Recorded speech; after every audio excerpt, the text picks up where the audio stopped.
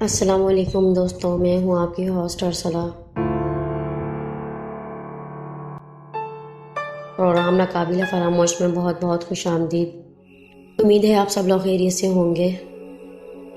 یہ واقعہ جنہوں نے ہم سے شیئر کیا ہے ان کا تعلق کراچی کے شہر سوجانی ٹاؤن سے ہے، اور وہ بتاتی ہیں کہ وہ ایک بہت ہی غریب گھرانے سے تعلق رکھتی تھیں۔ ہم 6 بہنیں تھیں، ہمارا کوئی بھی بھائی نہیں تھا، ساری ذمہ داری امی کے اوپر تھی، جو کہ سلائیاں کر کے ہمیں پڑھا لکھا رہی تھیں۔ حالات کو مد نظر رکھتے ہوئے میں نے جاب کرنے کا فیصلہ کیا، اور مجھے ایک ادارے میں اچھی سی جاب مل گئی۔ میری جو جاب تھی مجھے اس میں اکثر کراچی سے باہر جانا پڑتا تھا، اور مجھے اندرون سندھ بھی جانا پڑتا تھا۔ ایک بار مجھے اپنے کام کے سلسلے میں کراچی سے باہر جانا تھا۔ میں نے اپنا سامان سارا پیک کیا اور سفر کے لیے نکل گئی۔ میرا سفر 6 سے 7 گھنٹے کا تھا، اور جس گاؤں میں مجھے سرکاری دفتر پہنچنا تھا وہاں پر میرا 6 سے 7 دن کا کام تھا۔ میرے ساتھ میرا آفس کا ڈرائیور موجود تھا۔ 7 گھنٹے سفر کرنے کے بعد ہم ایک گاؤں میں پہنچے جو ایک بہت ہی پرانا سرکاری دفتر بنا ہوا تھا۔ 4 دن تک اپنا کام مکمل کیا، اور دیکھتے ہی دیکھتے میرا کام کمپلیٹ ہو گیا۔ مجھے بے حد خوشی تھی کہ میں نے 7 دن کا کام 4 دن میں کمپلیٹ کر لیا تھا۔ میرے ساتھ ساتھ ڈرائیور کو بھی بہت جلدی تھی، وہ بھی میری طرح اپنے گھر جلد سے جلد پہنچنا چاہتا تھا۔ وہ بتاتی ہیں کہ ہم سرکاری دفتر سے نکل کر گھر کے لیے روانہ ہو گئے۔ کافی لمبا اور کچا راستہ جو ہائی وے سے 7 سے 8 کلومیٹر کے فاصلے پر تھا کہ اچانک ہی دیکھتے موسم خراب ہونا شروع ہو گیا۔ 2 گھنٹہ کچی سڑک پر سفر کرنے کے بعد ہم ہائی وے کے روڈ پر آ گئے۔ میں کافی حد تک تھک چکی تھی، اور دیکھتے ہی دیکھتے میری آنکھ لگ گئی، اور وہ کہتی ہیں کہ جب میری آنکھ کھلی تو کافی تیز ہارن بجنے کی آواز آ رہی تھی، اور میں پریشان ہو گئی۔ ہڑبڑا کر جب میں نے آنکھیں کھولی اور میں نے دیکھا کہ ڈرائیور کافی تیز ہارن بجا رہا ہے۔ کافی اندھیرا ہو چکا تھا، اور جب میں نے روڈ پر نظر ڈالی تو میں نے دیکھا کہ وہ بتاتی ہیں کہ 4 سے 5 آدمی جو روڈ پر ہاتھ میں ہاتھ پکڑے کھڑے ہوئے تھے، اور انہوں نے گھٹنوں تک کی کوئی قمیض نما وائٹ کلر کی کوئی چیز پہنی ہوئی تھی، اور گھٹنوں سے نیچے ان کے بالکل بھی کپڑے نہیں تھے، اور وہ ہاتھ میں ہاتھ تھامے روڈ کو گھیرے ہوئے تھے۔ ڈرائیور مسلسل انہیں ہارن دے رہا کہ دیکھتے ہی دیکھتے گاڑی نے غلہ بازیاں کھانا شروع کر دی، اور پھر مجھے ہوش نہیں رہا، میں بے ہوش ہو گئی۔ جب مجھے ہوش آیا تو میں نے دیکھا کہ میں ایک ویرانے میں پڑی ہوئی۔ جب میرا دماغ کام کرنا شروع ہوا، میں نے دیکھا کہ ہماری گاڑی بالکل الٹی ہوئی اور کافی حد تک پچک چکی تھی، اور تکلیف ہونے لگی، اور جگہ جگہ سے میرے خراشیں تھیں۔ میرے کپڑے بھی جگہ جگہ سے خون میں بھر گئے تھے۔ میں نے جب ہلنے کی کوشش کی تو مجھے پتا چلا کہ میرے پیر اور میرے بازو کی ہڈی یا تو ٹوٹ چکی ہے یا پھر چٹک چکی ہے۔ چیخ رہی تھی، چلا رہی تھی، لیکن میری وہاں پر مدد کرنے والا کوئی بھی نہیں تھا۔ کافی مشکلوں سے میں جب ہلنے کے قابل ہوئی، اور میں نے ہاتھ بڑھا کر جب ڈرائیور کو آواز دی اور اس کو ہلانے کی کوشش کی تو میں نے دیکھا کہ اس کا چہرہ مسخ ہو چکا تھا، اور اس کا چہرہ کافی حد تک بگڑ چکا تھا۔ میرے خیال میں وہ مر چکا تھا۔ کافی دیر تک میں روتی رہی اور چیختی رہی۔ اس کے بعد میں نے گاڑی سے باہر نکلنے کا فیصلہ کیا۔ گاڑی جو تھی وہ ڈھلان میں تھی۔ بڑی مشکلوں کے بعد میں پیچھے والے حصے سے نکلنے میں کامیاب ہو گئی، اور گاڑی کو دیکھ کر ایسا لگ رہا تھا کہ گاڑی میں شیشے تھے ہی نہیں۔ میری نظر ایک روڈ پر پڑی، وہ ہائی وے کا ہی روڈ تھا۔ ہوائیں تیز چل رہی تھیں، موسم بھی کافی خراب ہو چکا تھا، اور مجھے ہیڈ لائٹس پڑتی ہوئی نظر آ رہی تھی۔ میں نے جب غور سے دیکھا تو پتا چلا کہ میں ہائی وے سے کافی دور ہوں۔ وہ ہیڈ لائٹس ہائی وے کی ہی تھیں، اور وہ بتاتی ہیں کہ مجھے اپنے چاروں طرف کسی کی آہٹیں محسوس ہونے لگی۔ جب میں نے گردن گھما کر دیکھا تو یہ وہی لوگ تھے جو ہائی وے پر ہمیں گھیرے ہوئے تھے۔ وہ آہستہ آہستہ میرے نزدیک آ رہے تھے۔ مجھے ان کو دیکھ کر لگ رہا تھا کہ یہ ہو نہ ہو کوئی انسان نہیں ہو سکتے۔ وہ بتاتی ہیں کہ میں کافی رو رہی تھی اور اللہ سے مدد مانگ رہی تھی کہ اچانک ہی مجھے اپنے پیچھے ایک روشنی سی دکھائی دی۔ میں نے جب گردن گھما کر دیکھا تو ایک روشنی کا بڑا سا گولا میری طرف آ رہا تھا۔ وہ اتنی تیز روشنی تھی کہ اس سے میری آنکھیں چندیا سی گئیں، اور میں نے جب غور سے اس کو دیکھا تو وہ گولا آہستہ آہستہ ایک انسان کی شکل میں اور انسان کے وجود میں ڈھلنا شروع ہو گیا، اور جیسے جیسے وہ انسانی وجود میرے قریب آتا جا رہا تھا اس کی روشنی آہستہ آہستہ کم ہوتی جا رہی تھی۔ میں نے جب اس کو غور سے دیکھا تو سفید رنگ کے لباس میں ایک نوجوان تھا جو بے حد ہی خوبصورت تھا۔ وہ بتاتی ہیں کہ وہ مخلوق جو چاروں طرف سے مجھے گھیرے ہوئے تھی وہ آہستہ آہستہ پیچھے ہٹنے لگی۔ جیسے جیسے وہ نوجوان میرے پاس آتا جا رہا تھا وہ مخلوق پیچھے ہوتی چلی جا رہی تھی۔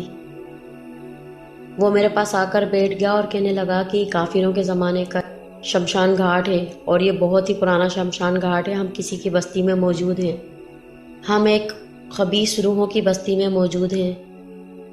یہ کسی زمانے میں کافروں کا شمشان گھاٹ ہوا کرتا تھا۔ یہاں پر ایک بستی تھی جو پتھروں کو تراش کر ان کی پوجا کیا کرتے تھے۔ اس نے کہا کہ ہمیں یہاں سے نکلنا چاہیے۔ اس نے جیسے ہی میرا ہاتھ پکڑ کر مجھے اٹھانے کی کوشش کی تو میں زور سے چیخی کیونکہ میرے پیر اور میری بازو کی ہڈی شاید ٹوٹ چکی تھی۔ وہ کافی حد تک گھبرا گیا اور اس نے جھک کر میرے کندھے اور میرے پاؤں پر ہاتھ پھیرا اور منہ میں کچھ پڑھنے لگا۔ درد اس طرح غائب ہو گیا کہ میں حیران اور پریشان ہو گئی۔ اس نے جب میرا ہاتھ پکڑ کر مجھے کھڑا کیا تو مجھے لگا کہ میں ہوا میں موجود ہوں۔ جب میں نے اپنے پیروں کی طرف نظر ڈالی تو میں زمین سے 2 فٹ اوپر تھی اور دیکھتے ہی دیکھتے تیزی سے میں ہوا میں چلنے لگی۔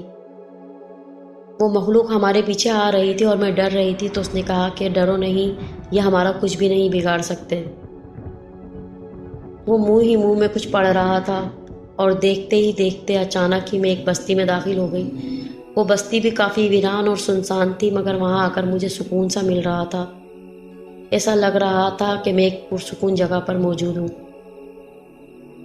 اس نے مجھ سے کہا کہ تمہیں ہماری ایک مدد کرنی ہوگی۔ وہ مجھ سے یہ باتیں کر ہی رہا تھا کہ مجھے ایک عورت کے رونے اور کرراہنے کی آوازیں آنے لگیں جو بہت ہی تکلیف میں اور کررا رہی تھی۔ اس نے کہا کہ تمہیں میری بہن کی مدد کرنی ہوگی کہ اس جھاڑیوں کے پیچھے جاؤ۔ میں جب اس جھاڑیوں کے پیچھے پہنچی تو میں نے دیکھا کہ ایک بہت ہی حسین اور خوبصورت لڑکی جو کہ درد سے رو رہی ہے اور کرا رہی ہے۔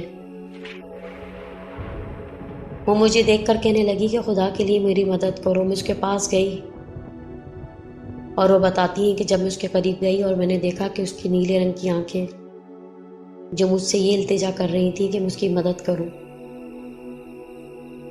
میں نے اس کے کندھے پر ہاتھ رکھا اور اس کو تسلی دی اور میں نے اسے کہا کہ تم ہمت رکھو، ہمت نہ ہارو۔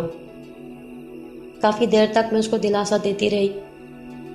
میں نے دیکھا کہ اس کی اولاد پیدا ہوئی ہے۔ میں نے اس بچے کو گود میں لیا۔ اس لڑکی کے اندر بالکل بھی ہمت نہیں تھی کہ وہ مجھ سے کچھ بات کر سکے۔ اس نے بس اشارہ کیا اور جب میں نے اس کے کیے گئے اشارے پر نظر ڈالی تو وہ ایک بیل گاڑی کی طرف اشارہ کر رہی تھی۔ میں اس بیل گاڑی کی طرف اس بچے کو لے کے گئی جہاں پر ایک صندوق پڑا ہوا تھا۔ میں نے اس صندوق کو کھول کر دیکھا تو اس میں کچھ کپڑے موجود تھے اور ایک پانی کا لوٹا تھا۔ اپنی چاروں طرف نظر ڈالی۔ میں نے جب اب چشمہ بہتا ہوا نظر آیا میں نے وہ لوٹا اٹھایا اور چشمے سے پانی بھر کر اس بچے کو نہلا کر بیل گاڑی میں لٹا دیا۔ میں نے اس صندوق میں سے کپڑے نکالے اور بچے کو پہنانے کے لیے جیسے ہی میں اس کے پاس گئی اور دیکھا تو میرے پاؤں سے زمین نکل گئی۔ میں نے دیکھا کہ وہ بچہ جو چند لمحے پہلے میرے ہاتھوں میں تھا وہی بچہ 6 سے 8 مہینے کا لگ رہا تھا۔ وہ بتاتی ہیں کہ جب میں بچوں کو کپڑے پہنانے لگی تو مجھے انکہی آوازیں آنے لگیں۔ میں سمجھ چکی تھی کہ میں کسی جہاں میں موجود ہوں اور وہ بتاتی ہیں کہ میں اس قدر ڈری اور سہمی ہوئی تھی اور میں نے دیکھا کہ وہ گنگن آپس میں انکہی باتیں کر رہے ہیں۔ جب میں نے گردن گھما کر دیکھا تو وہ میری طرف ہی دیکھ رہے تھے۔ ان کی نیلے رنگ کی آنکھیں چاند کی روشنی میں ان کی آنکھیں چمک رہی تھیں اور ان آنکھوں میں ایک الگ ہی پراسرائیت موجود تھی۔ میں ڈرتے ڈرتے بچے کو اس لڑکی کے پاس لے کے گئی اور اس کی گود میں دینے لگی۔ اس نے کہا کہ ہم سے مت ڈرو، ہم تمہیں نقصان نہیں پہنچائیں گے۔ اچانک ہی میرے دماغ میں میرے گھر کا خیال آیا اور انہوں نے کہا کہ میں گھر کیسے جاؤں گی۔ وہ مجھے دیکھ کر مسکرانے لگے اور انہوں نے کہا کہ تم اکیلے گھر نہیں جاؤ گی، ہم بھی تمہارے ساتھ آ رہے ہیں۔ وہ بتاتی ہیں کہ انہوں نے میرے ہاتھ میں ایک پوٹلی دی جو کافی حد تک بھاری تھی۔ انہوں نے کہا کہ یہ تمہارے لیے ہے اور تم اب گھر جا سکتی ہو۔ انہوں نے بیل گاڑی کی طرف اشارہ کیا اور نہ جانے میں وہ سب خود کیسے کرنے لگی۔ مجھے نہیں پتا کہ میں کیا کر رہی تھی۔ وہ بتاتی ہیں کہ میں نے وہ پوٹلی لی اور میں بیل گاڑی میں جا کر بیٹھ گئی اور اچانک ہی مجھے غنودگی سی آنے لگی اور شاید میں بے ہوش ہو گئی۔ جب مجھے ہوش آیا تو مغرب کی اذانیں ہونے لگیں اور میرے سر میں شدید درد ہونے لگا۔ میں نے دیکھا کہ میں اپنے روم میں موجود ہوں، اور اس کے بعد وہ بتاتی ہیں کہ میں نے اپنی امی اور اپنی بہنوں کو آواز دی، وہ دوڑتی ہوئی میرے پاس آئیں اور انہوں نے کہا کہ اللہ کا شکر ہے تمہیں ہوش آ گیا ہے۔ وہ مجھ سے کہنے لگی کہ بیٹا تم نے تو کہا تھا کہ ہمارا کام 6 سے 7 دن کا ہے، اور آج 5واں دن لگ گیا اور تم ہمیں بتائے بغیر ہی وہاں سے نکل گئیں، اور تمہیں کون چھوڑ کر گیا ہے؟ وہ کافی حد تک پریشان تھی کہ تم بے ہوش تھی، تم کیسے گھر پہنچی؟ میرا سر اب بھی بھاری ہو رہا تھا۔ میں نے ان سے کہا کہ پہلے آپ مجھے یہ بتائیں کہ میں یہاں پر کیسے پہنچی۔ امی نے مجھے بتایا کہ فجر کا ٹائم ہو رہا تھا اور کافی زور زور سے دروازہ بج رہا تھا۔ جب ہم دروازے تک پہنچے اور ہم نے دروازہ کھول کے دیکھا تو وہاں پر کوئی بھی موجود نہیں تھا، اور ہم نے دیکھا کہ تم دروازے کے پاس ہی بیٹھی ہوئی بے ہوش تھیں، اور تمہارا سامان تمہارے پیچھے ہی رکھا ہوا تھا۔ ہم نے تمہیں اٹھانے کی کوشش کی، تمہیں ہوش میں لانے کی کوشش کی، لیکن تم ہوش میں نہیں آئی۔ اس کے بعد ہم تمہیں اندر لے آئے اور اب تمہیں ہوش آیا ہے۔ وہ بتاتی ہیں کہ بہنیں اور امی مجھ سے مسلسل سوال کر رہے تھے کہ تم کہاں تھی اور تمہیں کس نے چھوڑا۔ ابھی ہم یہی باتیں کر رہے تھے کہ اچانک ہی گھر کے نمبر پر کال آئی۔ امی نے جب فون اٹھایا تو ہمارے باس کی ہی کال تھی۔ انہوں نے بتایا کہ جس گاڑی میں آپ کی بیٹی اور میرا ڈرائیور سفر کر رہے تھے وہ گاڑی ایک حادثے کا شکار ہو چکی ہے۔ میرا ڈرائیور موقع پر ہی جاں بحق ہو چکا تھا، جبکہ آپ کی بیٹی لاپتہ ہے۔ امی نے گھبرا کر ریسیور میرے ہاتھ میں دیا، اور جب میں نے اپنے باس سے بات کی تو وہ حیران اور پریشان گمسم ہو کر مجھے سننے لگے اور کہنے لگے کہ تم گھر کیسے پہنچی؟ ہمیں ابھی اطلاع ملی ہے کہ ہمارے آفس کی گاڑی ایک کھائی میں جا گری ہے۔ میں نے ان سے کہا کہ مجھے نہیں معلوم کہ میں گھر کیسے پہنچی، اور جب مجھے ہوش آیا کہ میں اپنے گھر میں موجود تھی۔ وہ بتاتی ہیں کہ امی نے مجھ سے کہا کہ تم مجھے تفصیل سے بتاؤ کہ تمہارے ساتھ کیا ہوا تھا۔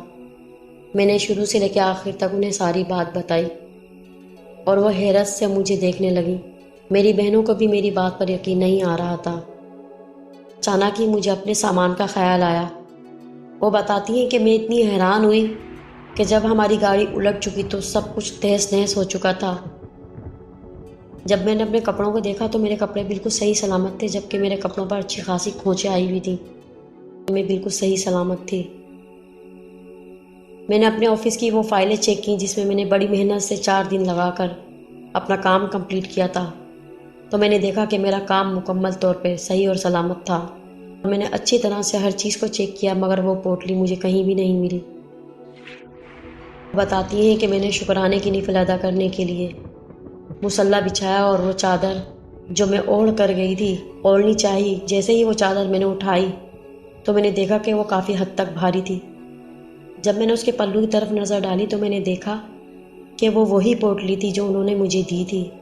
وہ پوٹلی میری چادر کے ساتھ بندھی ہوئی تھی۔ شکرانے کی نفل ادا کرنے کے بعد امی اور بہنوں کو وہ پوٹلی کھول کے دکھائی، جس میں بے حد قیمتی اور اصلی موتیوں سے جڑے ہوئے زیورات موجود تھے۔ ہم بے حد خوش ہوئے اور اللہ کا لاکھ لاکھ شکر ادا کیا۔ میں نے اپنی چھوٹی دونوں بہنوں کی شادیاں کی، اور اس کے بعد میں نے انہی پیسوں سے میں نے ایک پلاٹ خریدا اور وہاں پر ایک بلڈنگ بنوائی، اور وہاں پر میں نے مدرسہ کھولا جہاں پر بچے مفت قرآن کی تعلیم حاصل کر رہے ہیں۔ الحمدللہ میں بہت خوش ہوں۔ یہ تھا وہ واقعہ جو انہوں نے ہم سے شیئر کیا اور ہم نے اب تک پہنچایا۔ اور جب ہم سچے دل سے اللہ سے مدد مانگتے ہیں تو وہ اللہ کے نیک بندے ہم تک پہنچ جاتے ہیں، اور اللہ تعالیٰ اپنے نیک بندوں کے ذریعے ہماری مدد کرواتا ہے۔ نئے آنے والے لوگ ہمارے چینل کو سبسکرائب کرنا بالکل بھی نہیں بھولیے گا۔ ہمارے چینل کو سپورٹ کریں، لائک کریں، شیئر کریں۔ اجازت چاہتی ہوں آپ سے۔ اللہ حافظ، فی امان اللہ۔